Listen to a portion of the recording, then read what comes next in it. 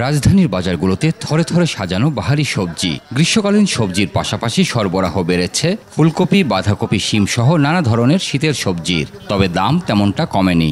ফুলকপি 60 টাকা পিস, বাঁধাকপি 60 টাকা পিস, পেঁপে আছে আপনার 40 টাকা কেজি, লাউ হলো 60 টাকা পিস, শিম হলো 280 টাকা। সাধারণ বাজারের পাশাপাশি রাজধানীতে কৃষকের বাজারে টাটকা শাকসবজি মেলায় ক্রেতাদের আগ্রহ বেড়েছে। আমাদের ওইখান থেকে এখানে একটু দামটা একটু বেটার, একটু ভালো এখানকার থেকে।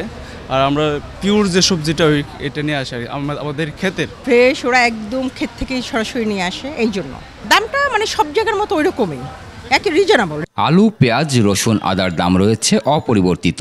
সপ্তাহের দাম কম আছে। পেঁয়াজ এখন 115 টাকা 10 টাকা বিক্রি করি, আলু 55 টাকা 50 টাকা বিক্রি করি, রসুন হলে এটা 220 টাকা 30 টাকা, আর আদা 240-50 টাকা এরকম। 2 মাস ধরে চালের দাম বাড়তি, সহসা কমারও কোনো লক্ষণ নেই বলে জানান বিক্রেতারা।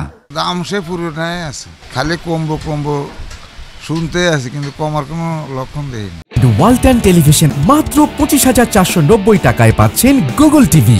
বাড়ার কারণে আমরা তো কোনো চাল বিক্রি করে কোনো লাভ বা একটা নেয়ার ওরকম সিস্টেমে নেই, কিনা দামে তো কাস্টমার নিতে চায় না, সব চালের দাম বাড়ছে। ইলিশ মাছের সরবরাহ বাড়লেও দাম তেমন কমেনি। আমরা শুনি যে ইলিশের অনেক উৎসাহ, কেন আমরা কিন্তু উৎসাহ জিনিস পাইতেছি না। কেন যে কথা পাবলিকে বলে আর ব্যবসায়িক কথাটা মিল নাই। তারা নেড়ে দেয় সস্তা, জায়গায় দেখে দাম, কারণ আমরা বিক্রি করি তাগুলো বিতর্ক হয়, কারণ আমরা যে দামে আনি তার যে আরো কম দামে তারা বলে। ডিম, মুরগি, গরু ও খাসির মাংস আগের দামে বিক্রি হচ্ছে। সঞ্জয় অধিকারী, 21 টেলিভিশন, ঢাকা।